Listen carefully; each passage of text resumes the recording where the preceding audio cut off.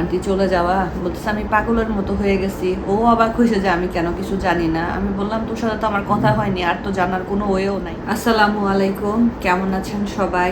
আমি আলহামদুলিল্লাহ ভালো আছি। নর্মাল একটা ডেইলি ব্লগ করার চিন্তা ভাবনা ছিল, বাট হঠাৎ করে মনটা আজকে এত বেশি খারাপ। মানে আম্মু চলে যাওয়ার পরে তো মানে পরের সময়গুলো মানে কেমন কেটেছে আসলে এটা তো আসলে বলে প্রকাশ করা সম্ভব না। বাট আজকে হঠাৎ করে আমার মনটা অনেক বেশি খারাপ। অবশ্যই সেটার একটা কারণ আছে। আর আমি মানে এরকমটাও হইতে পারে, মানে এতটা অলৌকিক হইতে পারে, এটা আসলে আমি মানে আমার নিজেকে ধাতস্থ করতে আমার সময় লেগেছে। আমি হঠাৎ করে আমার ফেসবুকে স্ক্রল করতেছিলাম। আমার খুব ক্লোজ একটা ফ্রেন্ড আছে, আমার খুবই ক্লোজ। আমি ভার্সিটি লাইফের ফ্রেন্ড যদিও বা আমার, বাট আমরা একই রুমে থাকছি, মানে আমার খুবই ক্লোজ। ও কি বলবো, মানে বোনের মতো আসলে আমার। ও একমাত্র ফ্রেন্ড আমার যে ভার্সিটি লাইফের, যে বাংলাদেশে থাকে। ওর বিয়ে হয়ে গিয়েছিল আমাদের ভার্সিটি লাইফের ফার্স্ট ইয়ারের দিকে ওর বিয়ে হয়ে গিয়েছে। তো তারপরে বিয়ের পরে পড়াশোনা কন্টিনিউ করেছে এবং প্রথমে ওর হাজব্যান্ড সহ বাসা নিয়ে থেকেছে। ওর হাজব্যান্ড খুবই রিনাউন্ড একজন মানুষ, আমি নাম বললে অনেকেই চিনবেন, বাট আমি নামটা বলতে চাচ্ছি না। তো মনে করেন ক্রিকেট অঙ্গনের খুবই রিনাউন্ড জাতীয় দলের প্লেয়ার ওর হাজব্যান্ড। আমি নাম বললে অনেকেই চিনবেন বা অনেকেই গিয়ে সার্চ করে বের করে ফেলবেন, তো থাক আমি নামটা না বলি। তো যাই হোক, যেটা বলতেছিলাম, ও কিছুদিন হলো বাসা নিয়েছিল। এরপরে ভাইয়ার যেহেতু প্লেয়ার, ওনার এই দেশে ওই দেশে যেতে হতো, তো তারপরেও বাসা ছেড়ে দিয়ে, তখন ভাইয়া থাকতো না, তখন ওকে একা থাকতে হতো। ভাইয়া কোনো দেশে খেলতে গেলে দেখা যেত যে 2 মাস 3 মাস এরকম অনেক সময় লেগে যেত। তো বাসাটা ছেড়ে দিয়ে হোস্টেলে উঠে, এবং ওই হোস্টেলে আমার সাথে একই রুমে, মানে প্রথম যখন ও হোস্টেলে উঠে তখন ও 4 তলায় থাকতো, আমাদের হোস্টেলটা 5 তলা, আমি 5 তলায় থাকতাম। আমরা একই সাবজেক্টে পড়াশোনা করেছি। ও বিবিএতে, আমিও বিবিএতে। ওর মেজর আমার মেজর সেম। তো 4 তলায় থাকতে, এরপরে বিয়ের পরে বাসা নিয়ে যখন আবার বাসা ছেড়ে দিয়ে আবার হোস্টেলে উঠলো, তখন ও 5 তলায় এবং আমার রুমেই ও সিট পায় একসাথে। তো খুবই আমাদের ক্লোজ ফ্রেন্ড আর কি। তো যাই হোক, আমার বিয়েতে আমার একমাত্র ফ্রেন্ড যদি কেউ অ্যাটেন্ড করে সে ছিল ও। আমার বিয়ের সময় ও ছিল, এবং আমার পুরো ফ্যামিলিকে ও চিনে।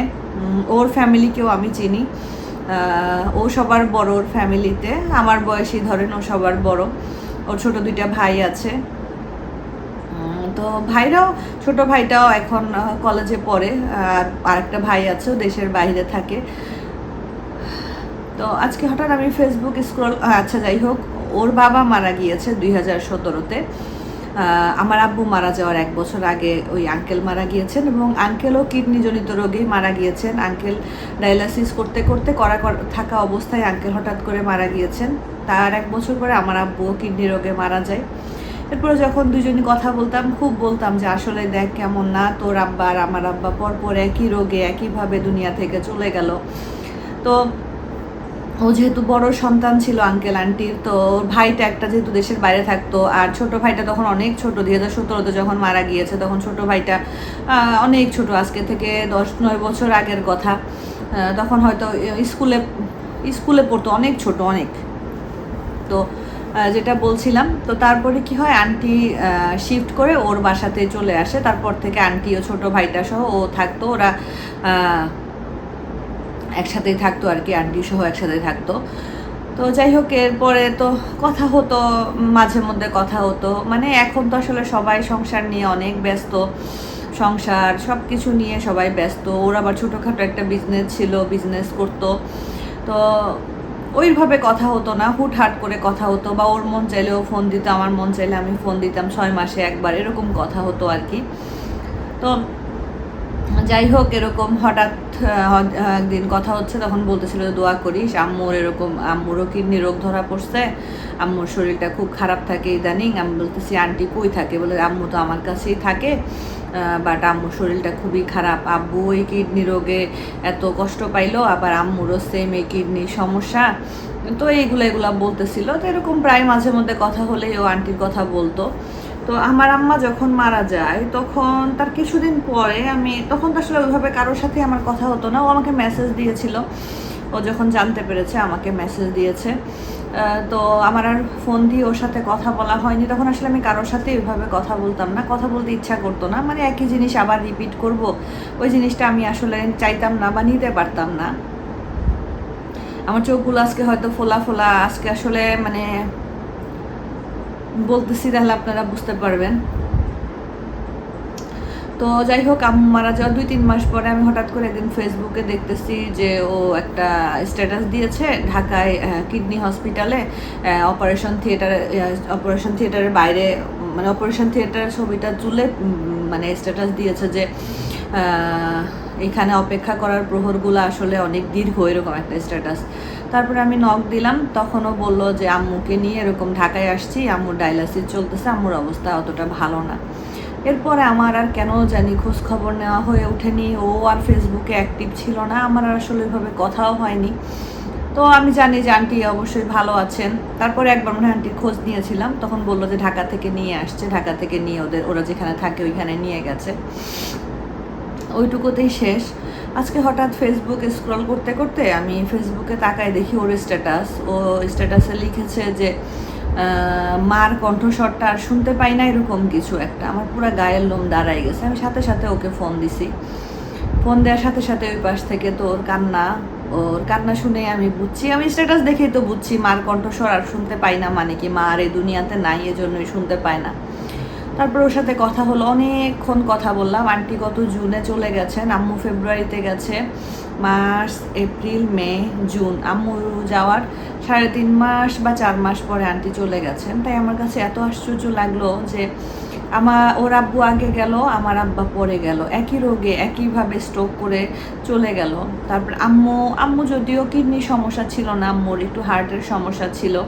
আমার মা গেল আগে, তার 4 মাস পরে আন্টি চলে গেল। মানে ওনার আমার বয়সটা সেম, আমরা সেম এজের, এবং ও বড় সন্তান আর ওর ভাই দুটো এখনও ছোট। ধরতে গেলে বড় ভাইটার তো বিয়ে শাদী হয়নি, দেশের বাইরে থাকে। ছোট ভাইটা তো একদমই ছোট, কলেজে বা ইউনিভার্সিটিতে এরকম পড়ে ছোট ভাইটা। আর আন্টি যেহেতু আঙ্কেল মারা যাওয়ার পরে, মানে আঙ্কেল 17তে মারা যায়, তারপর থেকে আন্টি হলো ওর কাছে প্রায় 9, 9.5, 10 বছর, 9, 9.5 বছরের মতো আন্টি ওর কাছে ছিল, এবং ওর হাতের উপরে আন্টি চলে গেছে। তো আমাকে ঘটনাগুলো বলছিল, মানে ও ওই দিক থেকে অঝরে কাঁদতেছে, আমার এদিক থেকে মানে আমার ভিতরের কষ্টটাও তখন, মানে কেউ কিছু বললে এমনি চুপচাপ কাজের মধ্যে থাকলে ততটা খারাপ লাগে না, কিন্তু কেউ কখনো তার মা হারাই গেছে, বাবা হারাই গেছে, এই কথাগুলো যখন বলে তখন পাগলের মতো লাগে। তার মধ্যেও আমার খুব ক্লোজ ফ্রেন্ড, মানে আমার এমন কিছু নাই আমি ওকে শেয়ার করি নাই, বা ওর এমন কিছু নাই আমাকে শেয়ার করে নাই, এরকম ফ্রেন্ড আমরা, একই প্লেটে ভাত খাওয়ার মতো ফ্রেন্ড আমরা। তো কি জানি বলতেছিলাম, যাই হোক, ও বলতেছিল যে যেদিন আন্টি চলে যান ওই দিনও আন্টির ডায়ালিসিস করায় বাসায় নিয়ে গেছে। বাসায় গিয়ে ওর 2টা বাচ্চা, একটা ছেলে একটা মেয়ে। বড় ছেলেটা আমার তোষানের 9 মাসের বড়, আর মেয়েটা তাবিবের বড়, 2টা বাচ্চা। ওরা তো নানিকে খুব কাছে পেয়েছে, যেহেতু নানি ওদের সাথেই থাকতো। এবং আমার ফ্রেন্ড বললো যে দোস্ত দেখ, আম্মু যে সময়টায় চলে যায়, মানে আমি আম্মুর জন্য নুডলস বানাচ্ছিলাম, আম্মুর ওই দিনকে ডায়ালিসিস করাই নিয়ে আসছি। আনার পর থেকে আম্মু নর্মাল ছিল, ওইরকম কোনো সমস্যাও ছিল না। ওই দিনের পুরো ঘটনাগুলোই আমাকে বলতেছিল। লাস্ট মোমেন্টের ঘটনাটা আমাকে এত বেশি নাড়া দিছে, বলতেছে আমি আম্মুর জন্য নুডলস বানাচ্ছিলাম সন্ধ্যার পরে, আর ওই দিন কেউ নাকি খুব টায়ার্ড ছিল। যেহেতু একটা মানুষ, একটা রুগী থাকলে তার পিছনে পরিশ্রম করতে গেলে যে পরিশ্রম করে তারও অনেক পরিশ্রম হয়। তো বলতেছে আমি এত টায়ার্ড ছিলাম, তো আম্মুর জন্য একটু নুডলস বানাই। একটা পেঁয়াজ আমি কোনো রকম কাটছি, আর আম্মু হঠাৎ করে আমার বাচ্চাগুলো ভিতর থেকে ডাক দিয়ে বলতেছে মা মা দেখো নানু কেমন করতেছে। বলতেছে বিশ্বাস কর, আমি গিয়ে দেখি আম্মু হলো মুখ থুবড়ায় পড়ে আছে বিছানার উপরে। আমি তুলছি, আম্মু চোখ টোক কেমন করে ফেলছে। আমার বাচ্চাগুলা, আমি এই যে ডাকতেছি, আমার ঘরের পাশের মানুষ যেখানে আমরা কাশি দিল ওরা শুনতে পায়, আর সেদিন আমাদের মানে আমাদের এত চিল্লানি কেউ শুনতে পায়নি, কেউ না। আমার বাচ্চাগুলা চোখের সামনে দেখছে যে ওদের নানু চলে গেছে। এই কথাগুলো বলে ও সবাই অনেক কাঁদতেছিল। আর এদিক থেকে তো আমি আমার নিজেকে কন্ট্রোল করতে পারতেছিলাম না, মানে আমি ওকে কি সান্ত্বনা দিব। আসলে বাবা মা যাদের নাই তাদের দুনিয়াতে সান্ত্বনা শব্দটা কোনোভাবেই হয় না। তো আমাকে একটা কথা বলতেছিল, আমি আমার সাথে সেটা রিলেট করতে পারছি। আমাকে বলতেছে, জানিস দোস্ত, এখন কোথাও গেলে কেউ যদি তাদের বাবা মাকে মা বা বাবা বলে ডাকে, আমি কেন জানি খুব ভিতর থেকে কষ্ট হয়, এটা কি আমার হিংসা বলতো। তো আমিও তখন ওকে বললাম যে এই জিনিসটা আমারও হয়, এই জিনিসটা আমারও খুব হয়। বিশ্বাস করবেন, আপনাদের ভাইয়া যখন মাঝে মধ্যে আমার শ্বশুর শাশুড়ির সাথে কথা বলে, আমি পাশে যদি থাকি, আমি অনেক সময় আস্তে করে ওখান থেকে উঠে চলে আসি। কারণ হলো আমার মনে হয় যে আমি তো আমার বাবা মার সাথে কথা বলতে পারতেছি না, আমি তো আমার মাকে মা বা আমার বাবাকে বাবা বলে ডাকতে পারতেছি না। তো আমার ফ্রেন্ডটাও সেম কথাগুলোই আমাকে বলতেছিল যে দেখ, কোথাও গেলে আমি এরকম যদি কেউ দেখি, 6 মাস হয়ে গেল তো আন্টি চলে যাওয়া, বলতেছে আমি পাগলের মতো হয়ে গেছি। ও অবাক হয়েছে যে আমি কেন কিছু জানি না। আমি বললাম, তোর সাথে তো আমার কথা হয়নি, আর তো জানার কোনো ওয়েও নাই, আমি তো জানতে পারি নাই। তো সব কিছু মিলাই ওর সাথে আজকে কথা বলতে গিয়ে আমার মনে হচ্ছিল, আমি ওর কষ্টটা ফিল করতে পারতেছিলাম। কারণ একটা বাবা মা হারা সন্তান, আর মেয়েদের জন্য বাবা মা না, বিশেষ করে মা অনেক দরকার। ওই যে ও সেম কথাই বলতেছে, দেখ দোস্ত, আজকে এতদিন হয়ে গেছে, কেউ আমি কেমন আছি বা আমার শরীরে কোনো খারাপ লাগতেছে কিনা বা আমার কোনো পরিশ্রম হচ্ছে কিনা কেউ জিজ্ঞেস করে না। তো আমিও সেম কথাটাই ওকে বললাম, দোস্ত আমার ওই দিনকে গত পরশু দিন এত পিঠে ব্যথায় আমি এদিক থেকে ওদিক নড়তে পারতেছি না, এত ব্যথা আমার হঠাৎ করে। তো আম্মু যদি শুনতো, আম্মু 10 বার ফোন দিয়ে জিজ্ঞেস করতো ব্যথার কি অবস্থা, কি হইলো না হইলো। তারপরে বিশ্বাস করেন, এবার যখন আমি দেশে গেলাম, আমি নিচতলাটায় ঢুকতে পারতেছিলাম না, কারণ পুরো নিচতলাটাই তো আমার বাবা মায়ের স্মৃতি দিয়ে ভরা। রান্নাঘরটার দিকে আমি একবারের জন্য উঁকি দিয়ে তাকাইনি, কারণ এই রান্নাঘরটাতেই আম্মু হলো তার বেশিরভাগ সময় কাটাতো। তারপরে পানের বাটাটা যেখানে থাকতো, যেখানে দাঁড়ায় আম্মু পানটা শেষতো, ওই জায়গাটাতে দাঁড়াইতে আমার কলিজার মধ্যে মনে হচ্ছিল উথাল পাতাল হয়ে যাচ্ছিল। তো এই কারণে আমি আমার ফ্রেন্ডের কষ্টটা খুব বেশি বুঝতে পারি, কারণ 10টা বছর আন্টি ওর কাছে ছিল। তো ও বলতেছে, দোস্ত আমার তো এখন আমি একটা ডিসিশন নেওয়ার মানুষও, আমি যে জিজ্ঞেস করবো যে মা এই ডিসিশনটা নিব, এই মানুষটাও তো আমার এখন নাই। তো তুমি শুধু একটা কথাই বলবো, যাদের বাবা মা বেঁচে আছেন, আপনারা বাবা মাকে সময় দিবেন, তাদের সাথে কথা বলবেন। আমি যখন মনে করি যে এক সময় বাবা ফোন দিত, খুব বিরক্ত হতাম, 2বারের জায়গায় 3বার ফোন দিলে বিরক্ত হয়ে যেতাম, মাঝে মধ্যে ইচ্ছা করেও ফোন ধরতাম না। আব্বু খুব ফোন দিত, বিশেষ করে কোথাও থেকে কোথাও যাওয়ার কথা শুনলে আব্বু ফোন দিতেই থাকতো। তো তখন মাঝে মধ্যে বিরক্ত হয়ে যেতাম। এখন তো আর এই ফোনগুলো কেউ দেয় না, কারো কাছ থেকেই ফোন আসে না। আমার মোবাইলে আমার আম্মুর নাম্বারটা মামুনি দিয়ে সেভ করা, আর আমার আব্বুর নাম্বারটা বাবা দিয়ে সেভ করা, এই 2টা নাম্বার আমার মোবাইলে, আর সারা জীবনে যতদিন বেঁচে আছি কোনো দিনও বাজবে না, বা এই নাম্বারগুলো আর কখনো আমার মোবাইলের স্ক্রিনে শো করবে না। তো আমি খুব আশ্চর্য হয়েছি যে আমরা এত ক্লোজ ফ্রেন্ড, এবং আমরা খুব অল্প সময়ের ব্যবধানে দুইজনই বাবাকে হারাইছি, এবং মাকে তো আরও কম সময়ের ব্যবধানে হারাইছি। এবং ওর সাথে আজকে যতক্ষণ কথা বলেছি, প্রায় আধা ঘন্টা মনে হয় আমি কথা বলেছি, আধাটা ঘন্টা ওই দিক থেকে কাঁদতেছে, আর আমি এদিক থেকে তো নিজেকে কন্ট্রোল করতে পারতেছি না। যদি আমি এই সিচুয়েশন আমার সাথে না হইতো, তাইলে হয়তো আমি এতটা ইমোশনাল হইতাম না, আমি ওকে সান্ত্বনা দিতে পারতাম।